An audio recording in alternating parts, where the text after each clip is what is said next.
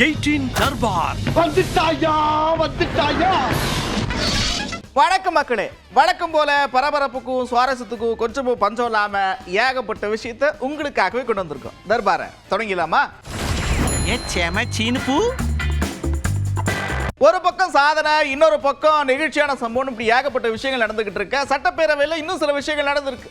ஆளுநருக்கு வரவேற்பு, பூங்கொத்து கொடுக்கறது என்ன, கருணாநிதி புத்தகம் கொடுக்கறதுன்னா, இப்படி ஏகப்பட்ட விஷயங்கள் நடந்திருக்கு.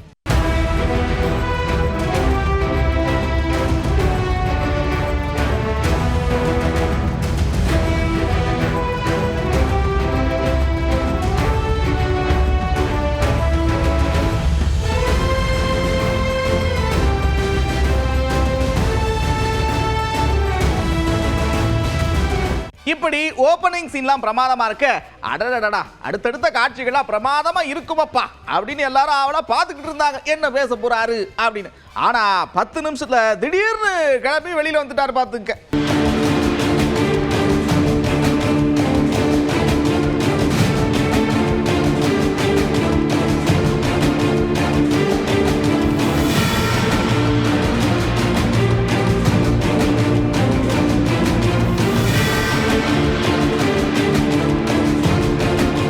என்னப்பா இவரு பேசுவாருன்னு எதிர்பார்த்து காத்துக்கிட்டு இருந்தா இப்படி சட்டுன்னு வெளியில வந்துட்டாரு, என்னவா இருக்கும்னு எல்லாரும் யோசிச்சுக்கிட்டு இருக்க. ஒரு 13 காரணங்கள் அடுக்கி ஒரு அறிக்கை வெளியிட்டு இருக்கிறாங்க.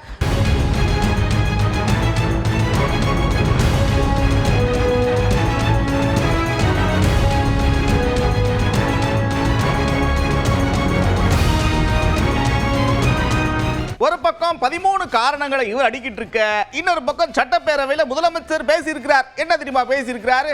இவர் நூற்றாண்டு மாண்பு கொண்ட சட்டப்பேரவையை அவமதிச்சிருக்கிறார். இது ஏற்றுக்கொள்ள முடியாத ஒரு சம்பவம் அப்பா, இது தொடர்கதையா இருக்கு அப்படின்னு வேதனையை வெளிப்படுத்தி இருக்கிறார். மாண்புமிகு ஆளுநர் அவர்கள் வேண்டும் என்றே அரசமைப்பு சட்டத்தை மீறிய ஒரு செயலை செய்துள்ளார். ஆளுநரின் செயல் என்பது நூற்றாண்டு கால மரபையும் நீண்ட பாரம்பரியத்தையும் கொண்ட இந்த மக்கள் சபையை, அதன் மாட்சிமையை அவமதிக்கும் செயலாகும் என்றே நான் கருதுகிறேன். 10/4/2023 அன்று இதே பேரவையில் நான் ஆற்றிய உரையின் ஒரு பகுதியை நான் இங்கே நினைவு கூற விரும்புகிறேன். ஆட்டுக்கு தாடியும் நாட்டுக்கு ஆளுநர் பதவியும் தேவையில்லை என்று பேரறிஞர் அண்ணா அவர்கள் கூறிய போதிலும், அதை முத்தமிழறிஞர் தலைவர் கலைஞர் அவர்கள் வழிமொழிந்த போதிலும், அந்த பதவி இருக்கும் வரை அதற்குரிய மரியாதையை கொடுக்க அவர்கள் முதலமைச்சர்களாக இருந்த நேரத்தில் தவறியதில்லை. அவர்களது வழியை பின்பற்றி நானும் அதிலிருந்து இம்மி அளவும் விலகியதில்லை.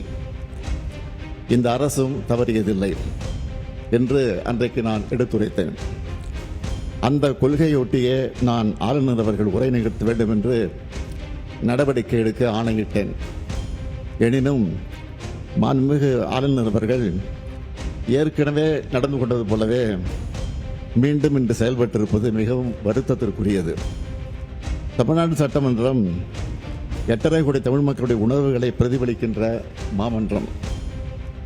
ஆளுநர் என்பவர் மாநில நலனில் அக்கறை கொண்டவராக, மக்கள் மேம்பாட்டில் ஆர்வம் கொண்டவராக, உண்மையை பேசுபவராக இருக்க வேண்டும். மக்களுடைய பேராதரவோடு பெரும்பான்மையோடு வெற்றி பெற்று ஆட்சி அமைந்துள்ள அரசு எடுக்கின்ற முடிவுகளுக்கு ஒத்துழைப்பு கூடியவராக இருக்க வேண்டும். அதைத்தான் அரசமைப்பு சட்டமும் அந்த பதவி வகுப்பிடம் இருந்து எதிர்பார்க்கிறது. ஆனாலும் பார்த்துங்க, என்னதான் பேசினாலும் கருத்து வேறுபாடு இருந்தாலும் அந்த பதவியில் இருந்தவங்களுக்கு அப்போ முதற்கொண்டு இப்போ நான் வரைக்கும் உரிய மரியாதை கொடுத்துருக்குறோம். ஆனாலும் அவங்க அப்படி நடந்துக்கிறாங்க. இது ஒரு நாள் செய்தியெல்லாம் கடந்து போறது ரொம்ப கஷ்டமப்பா அப்படின்னு சொல்லியிருக்கிறார். தீர்மானம் ஏற்கனவே உள்ள நடைமுறைகளை பின்பற்றி தமிழ்நாடு அரசால் தயாரித்து அனுப்பி வைக்கப்பட்ட ஆளுநர் உரையை பேரவையில் படிக்காமல் மாண்புமிகு ஆளுநர் அவர்கள் சென்று வருவதை இப்பேரவை ஏற்கவில்லை. மாண்புமிகு ஆளுநர் அவர்களுக்கு அனுப்பி வைக்கப்பட்ட சட்டமன்ற உறுப்பினர்கள் மேசையில் உள்ள கணினியில் பதிவேற்றம் செய்யப்பட்ட ஆளுநர் உரையின் ஆங்கில மொழியாக்கம் இங்கே மாண்புமிகு ஆளுநர் அவர்களால் படிக்கப்பட்டதாக இப்பேரவை கருதுகிறது. அதெல்லாம் ஓகே தான். இது சாத்தியப்படுமா? இதை எப்படி செய்ய முடியும் அப்படின்ற ஒரு கேள்வி இருக்குல்ல. அதுக்கும் முதலமைச்சரே பதில் சொல்லியிருக்கிறார். ஆண்டின் தொடக்கத்தில் அரசின் கொள்கை அறிக்கையை ஆளுநருக்கு உரையாக வாசிப்பது நடைமுறை. அந்த நடைமுறையை ஒருவர் தொடர்ந்து மீறும் போது அது போன்ற விதிகளை எதற்காக வைத்திருக்க வேண்டும் என்ற கேள்வி சாதாரணமாகவே அனைவர் மனதிலும் எழும். எனவே ஆண்டின் தொடக்கத்தில் ஆளுநர் உரை என்ற நடைமுறையை விளக்கும் வகையில் அரசமைப்பு சட்டத்தை திருத்துவதற்கான முயற்சிகளை இந்தியா முழுவதும் இருக்கும் ஒத்த கருத்துக்கள் கொண்ட அரசியல் கட்சிகள் துணையோடு இந்திய நாடாளுமன்றத்தில் திராவிட முன்னேற்றக் கழகம் முன்னெடுக்கும் என்ற உறுதியையும் இந்த மாமன்றத்தை அறிவித்து நன்றி கூறி அமைகிறேன். ஒரு பக்கம் ஆளுநர் முன்கூட்டியே திட்டமிட்டு தான்ப்பா செயல்பட்டு இருக்கிறாரு. அவர் வெளிநடப்பு செய்யறாரு, 13 காரணம் உடனே வருது. இதெல்லாம் எப்படி அப்படின்னு ஒரு தரப்பு கேள்வி கேட்க, இன்னொரு தரப்புல முதலமைச்சர் திட்டமிட்டு பண்ணியிருக்கிறார். அவர் பாருங்க, வெளியேறின உடனே தனி தீர்மானத்தை கொண்டு வந்து பேசுறாரு. இதெல்லாம் திட்டமிட்ட செயல் தானே அப்படின்னு கேட்கிறாங்க. தபார் கேட்டிருக்கிறாங்க அக்கா வானதி ஸ்ரீனிவாசன். என்ன ஆச்சரியம் அப்படின்னா, ஆளுநர் அவர்கள் இம்மாதிரி வெளியே செல்வார், வெளியேறி செல்வார், உரையை படிக்க மாட்டார், தேசிய கீதத்தை நாங்க இசைக்க போறதில்ல அப்படிங்கிற முன்முடிவுகளோடு மரியாதைக்குரிய முதலமைச்சர் அவர்கள் அவருடைய உரையை தயாரித்து வந்து படித்தார். அப்ப ஏற்கனவே மாநிலத்தினுடைய முதல்வர் அவர்கள் கவர்னர் நிச்சயமாக உரையை படிக்க விடக் கூடாது என்பதற்காகவே அதற்காக ஒரு பதிலை தயாரித்து வைத்திருந்தார்கள் என்றால், இவர்களுடைய எண்ணம் என்பது கவர்னர் உரையை படிக்க வேண்டும் என்பதாக இல்லை என்பது நிரூபணமாகிறது. அது மட்டுமல்ல, சட்டமன்றத்தில் பல்வேறு முறை நீங்க எல்லாரும் பார்த்திருக்கீங்க, எதிர்கட்சியினர் பேசுகின்ற பொழுது வீடியோ வந்து ஆஃப் பண்றது, ஆடியோ வந்து கொடுக்காம இருக்கிறது, இல்லனா கொடுத்தா கூட கம்ப்ளீட்டா சென்சார் பண்ணிட்டு மந்திரிங்க சொல்ற பதில மட்டும் கொடுக்கிறது. இன்றைக்கு உச்சகட்டமாக வழக்கமா வீடியோவை தான் ஆஃப் பண்ணுவாங்க, இன்னைக்கு உங்களுக்கு ஆடியோவை கூட கம்ப்ளீட்டா கட் ஆஃப் பண்ணிட்டாங்க. வெளிநடப்பு தொடர்பா பாஜக ஒரு கருத்து முன்வைக்க, கூட்டணியில் இருக்கிற அதிமுக சும்மா இருக்குமா? அவங்களும் முன் வச்சிருக்கிறாங்க. என்ன சொல்றாங்கன்னா, பாருங்கப்பா, ஆளுநர் நடவடிக்கை சரிதான, நியாயம் தானே, நியாயம் வேணாமா, தவற சுட்டி காட்டுறாரு, இது சரிதானே, அவர் படிக்க மாட்டேன்லாம் ஒன்றும் சொல்லலையா, தவற சுட்டி காட்டுறது ஒரு தப்பா அப்படின்னு கேட்டிருக்கிறாங்க. இன்னைக்கு அனைத்து இந்திய அண்ணா திராவிட முன்னேற்ற கழக ஆட்சியில் சட்ட ஒழுங்கு பேணி காக்கப்பட்டது, சட்டத்தின் ஆட்சி நடைபெற்றது. கடந்த 4.5 ஆண்டு திராவிட முன்னேற்ற கழக ஆட்சியில் சட்ட ஒழுங்கு அடியோடு சீர்கெட்டு விட்டது. இன்றைக்கு எங்கே பார்த்தாலும் கொலை, கொள்ளை, திருட்டு, வழிப்பறிவு, பாலியல் கொடுமை நடக்காத நாளே இல்லை. அன்றாட செய்தி இந்த செய்தி தான் வெளியிட்டு இருக்குது. எல்லா தொலைக்காட்சியிலையும் பத்திரிகையிலையும் பார்த்தீங்கன்னா இந்த கொலை நிறுவனத்தை பற்றி தான் இன்றைக்கு தெரிவிக்கப்பட்டிருக்கிறது. அந்த அளவுக்கு ஒரு மோசமான சூழ்நிலை தமிழகத்தில் ஏற்பட்டிருக்கிறது. இன்றைக்கு தமிழ்நாடு போதைப் பொருள் நிறைந்த மாநிலமாக உருவாகிவிட்டது. இந்த போதைப் பொருளை தடுக்க வேண்டும் என்று பலமுறை இந்த அரசை வலியுறுத்தியும் இந்த அரசு செவிசாய்க்காமல் இதற்கு உரிய நடவடிக்கை எடுக்காத காரணத்தினால இன்றைய தினம் தமிழகத்தில் மாணவர்கள், இளைஞர்கள், பொதுமக்கள் போதைக்கு அடிமையாகி கடும் குற்றச்செயலில் ஈடுபட்ட சூழ்நிலை ஏற்பட்டிருக்குது.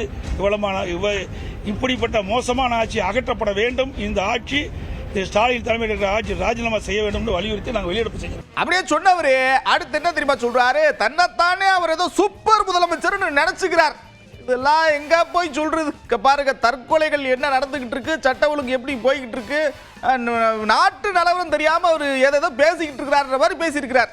இவர் அப்படி இவரே கற்பனை பண்ணிக்கிறாரு, இந்தியாவிலேயே சூப்பர் முதலமைச்சர் சொல்லிட்டு இருக்காரு. இவர் எதுவுமே இது வரைக்கும் நடந்தது கிடையாது. இன்னைக்கு நான் சொன்னதெல்லாம் இன்னைக்கு இந்த கவர்னர் அவர்கள் வெளியிட்டு இருக்கிற அறிக்கையில் உண்மைதானே. இன்றைக்கு நேதுக்கு ஆளுநருடைய அவரே சொல்றாரு, சட்டப்பேரவை தலைவர் சொல்றாரு, அமைச்சரவை தயாரிக்கப்பட்ட அந்த உரையை தான் ஆளுநர் வாசிக்கிறாங்க. அதுல என்னென்ன தவறு இருக்கு அதை சுட்டி காட்ட வேணும்ல. ஆளுநர் தவறான செய்தியை வாசிக்க மாட்டேங்கன்னு சொல்றாரு. அவருடைய நியாயம் அதுதான். ஒரு மேதக ஆளுநர் அவர்கள் தமிழகத்தில் நிலவுகின்ற நிலைமையை உண்மைத்தன்மை இருந்தால் தான் அது பேச முடியும். தவறு இருக்கின்ற பொழுது சுட்டி காட்டுகிறார். இந்த அரசு அதை ஏற்றுக்கொள்ள மறுக்குது. அதனாலதான் இப்படிப்பட்ட வெளிப்படை மேதக ஆளுநர் உரையில வேற எந்த கருத்து சொல்ல முடியாது.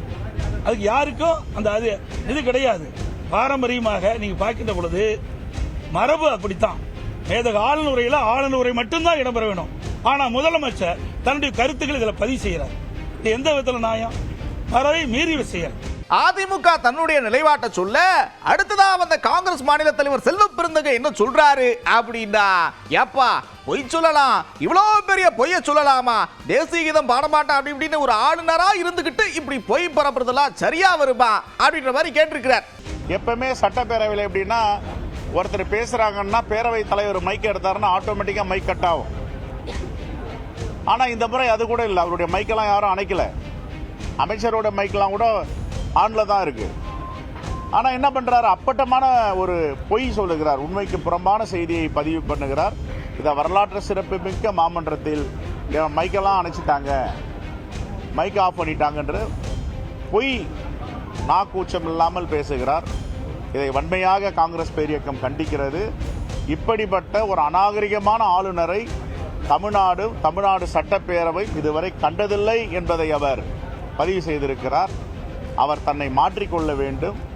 இப்படி அவர் நடப்பதால் தமிழ்நாடு மக்கள் எப்படிப்பட்ட ஆளுநரை பாஜக அரசு தமிழ்நாட்டுக்கு அனுப்பியிருக்கிறார்கள் என்பதை தமிழ்நாட்டு மக்கள் தெளிவாக புரிந்து வைத்திருக்கிறார்கள்.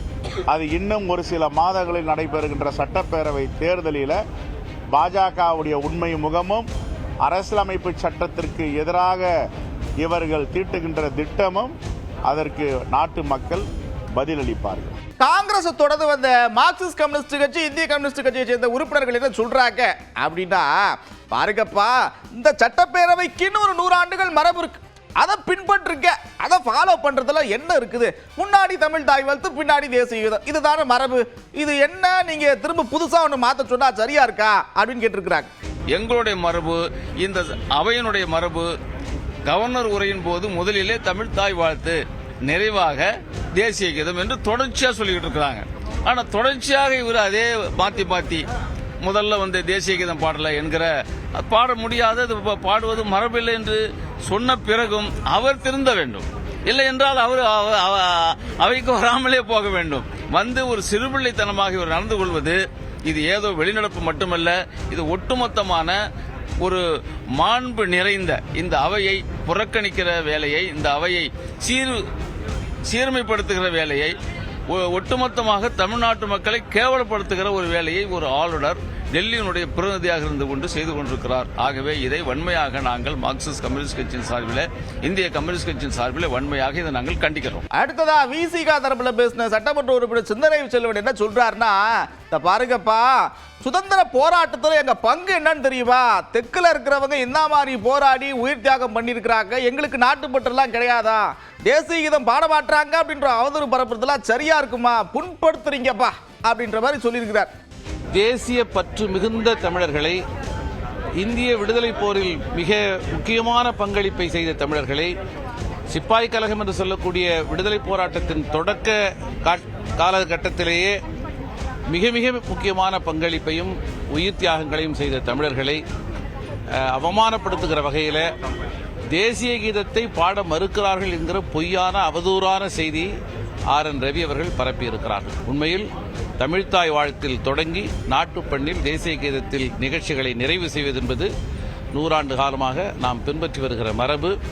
ஆகவே RN ரவி அவர்கள் ஒரு ஆளுநர் என்கிற முறையில் மாத்திரமல்ல, ஒரு அரசியல்வாதி என்கிற முறையிலும் கூட மிக மோசமான, மிக அருவருப்பான அவதூறுகளை அவர் அள்ளி தெளித்து வருகிறார். இது மிக கடும் கண்டனத்திற்குரியது. இப்படி ஆளாளுக்கு ஏகப்பட்ட விஷயம் பேசிக்கிட்டு இருக்க, கொங்கு ஈஸ்வரன் என்ன சொல்றாருன்னா, நான் ஆரம்பத்திலிருந்து கவனிச்சுக்கிட்டே இருந்தேன், அவரு வெளியில கிளம்பிடுவாருன்னு தோடிட்டே இருந்துச்சு, செஞ்சுட்டாப்புல அப்படின்ற மாதிரி சொல்லியிருக்கிறார். அரசு என்ன கொடுத்திருக்கிறதோ அதைத்தான் வாசிக்க வேண்டும், சட்ட பிரிவுப்படி அதுதான். அவர் அதை செய்யாமல் தேசிய கீதம் பாடுவதை பற்றி பேச ஆரம்பித்தார். அப்போதுதான் ஸ்பீக்கர் அவர்கள் எழுந்து சொன்னார், தேசிய கீதம் கடைசியிலே வாசிக்கப்படும், அதுதான் இந்த அவையினுடைய மரபு என்று சொன்னார். அதற்கு ஏதோ அவர் விளக்கத்தை கொடுக்க முற்பட்டார். அதற்குத்தான் பேரவைத் தலைவர் சொன்னார், கருத்துக்களை இங்கே சொல்லக்கூடாது, அரசு என்ன கொடுத்திருக்கிறதோ அதை ஆளுநர் படிக்க வேண்டும், அதுதான் மரபு என்று சொன்னார். ஆளுநர் அதற்கு தயாராக இல்லை. அவர் ஏதாவது காரணத்தை சொல்லிக்கொண்டு வெளிநடப்பு செய்வதற்கே வந்ததை போல அங்கே நடந்து கொண்டார் என்பதைத்தான் நம்மால் கவனிக்க முடிந்தது. சரி, இவங்கெல்லாம் சொல்றது இருக்கட்டும், இப்படி ஆயிடுச்சு, இப்படி ஆளுநர் வேற ஏகப்பட்ட கேள்வி கேட்டிருக்கிறாரு, ஏகப்பட்ட குற்றச்சாட்டெல்லாம் வச்சிருக்கிறாரு, இதை பத்தி நீங்க என்ன நினைக்கிறீங்கன்னு அமைச்சர்கிட்ட கேட்டோம். அதுக்கு அவர் என்ன தெரியுமா சொல்லியிருக்கிறாரு பாருங்க. ஏன்னா ஆளுநர் இங்கிருந்து வெளியேறுகிறார். வெளியேறிய உடனேயே அந்த அறிக்கை ஆளுநர் மாளிகையிலிருந்து வருகிறது என்று சொன்னால் எல்லாம் திட்டமிடப்பட்ட வேலைகள் தான். எனவே அவங்க முன்னாலே தயாரித்து வச்சிருக்கலாம். எங்களுக்கு அதை பற்றி கவலை இல்லை. தமிழ்நாட்டை குறை சொல்ல வேண்டிய எனது தேர்தல் ஆண்டு 2026 தேர்தல் ஆண்டு. இதில் ஆட்சியை பற்றி ஏதாவது குறை சொல்ல வேண்டும் என்பதற்காக அவர் கனவு கண்டு கொண்டிருக்கிறார். 11.9% பொருளாதார வளர்ச்சியை மூடி மறைக்க யாராலும் முடியாது, எந்த சக்தியாலும் முடியாது என்பதை நான் தெரிவித்துக் கொள்கிறேன். இப்படியே பேசிக்கிட்டு இருந்தவர் அடுத்து சூப்பர் முதலமைச்சர் கண்டென்ட்டுக்கு வரார். அங்க என்ன சொல்றாருன்னா, மகளிர் உரிமை தொகை திட்டம், விடியல் பேருந்து, தமிழ் புதல்வன், இப்படி ஏகப்பட்ட திட்டங்களை கொண்டு வந்திருக்கிறார். அப்புறம் ஒரு சூப்பர் முதலமைச்சர் தானே அப்படின்னு கேட்டிருக்கிறார். தமிழகத்தை இன்றைக்கு வளர்ச்சி பாதையிலே இந்த 5 ஆண்டு காலத்திலே கொண்டு வந்திருக்கின்றோம். தமிழகம் இந்த 5 ஆண்டு காலத்திலே முன்னேறி இருக்கிறது.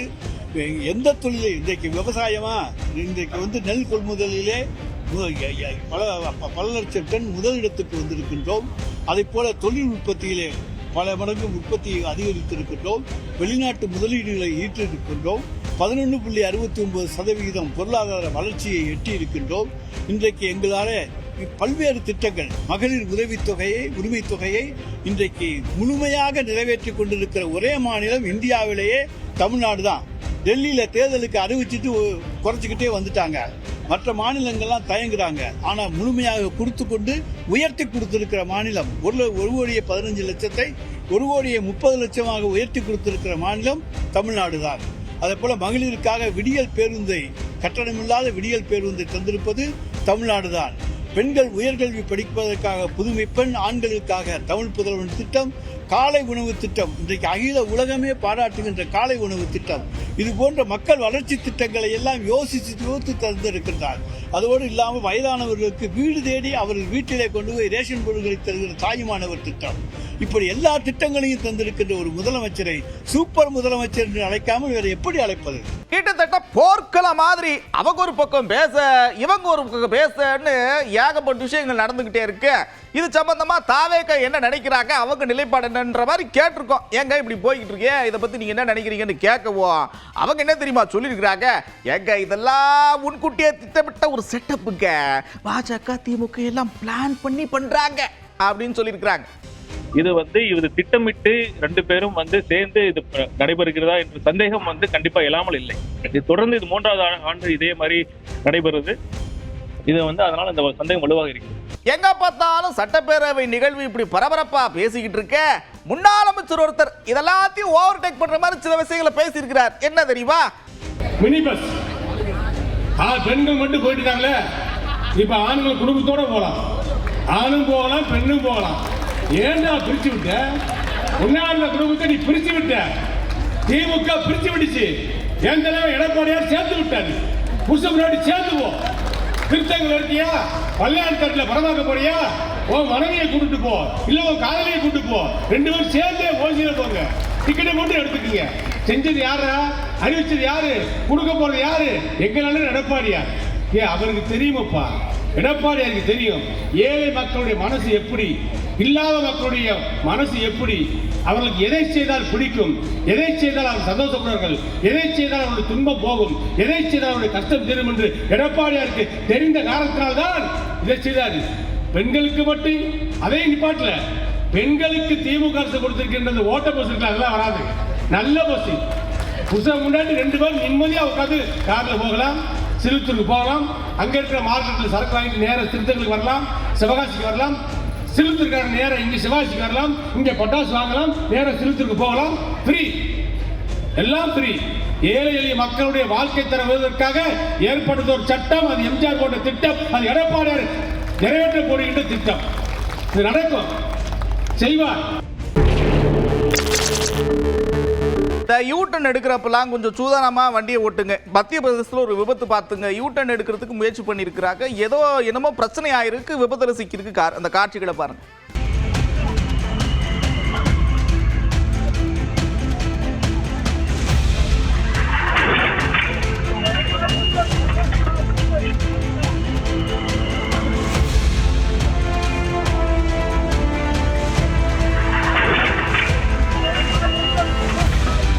இந்த இந்த சமீப காலமா பேருந்துகள்லாம் தீப்பிடிச்சு எரியுறது ஏகப்பட்ட இடத்துல நடந்துகிட்டு இருக்கு. தமிழ்நாட்டிலும் பொங்கல் விடுமுறையில நடந்துச்சு பார்த்துருப்பீங்க. இப்போ தேனியில் அப்படித்தான் ஒரு வேன் ஒன்று ஃபயர் ஆயிருக்கு. கொஞ்சம் வண்டி எடுக்கிறப்ப எல்லாம் கண்டிஷனா இருக்கா அப்படின்னு பார்த்துட்டு எடுக்க.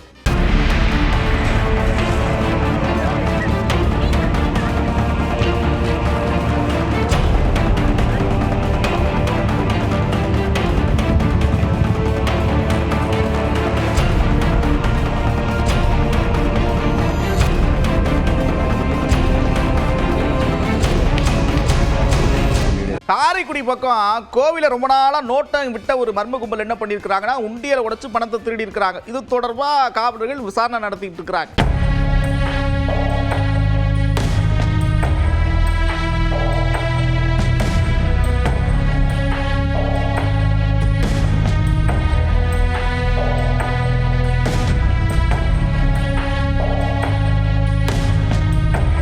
கோயில இப்படி ஒரு திருட்டு நடக்க உத்தரப்பிரதேசத்தில் இதே பாடியில் ஒரு திருட்டு நடந்திருக்கு. அங்க ஒரு சின்ன திருட்டு என்னன்னா உண்டியல்ல திருடல, கம்பளிய திருடி இருக்கிறாங்க. குளிருக்கா என்னன்னு தெரியல.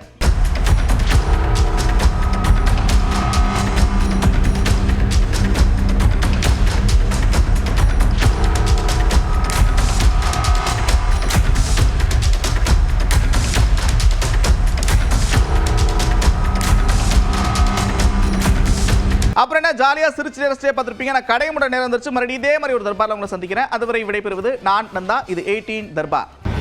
18 தர்பார் வந்துட்டாயா.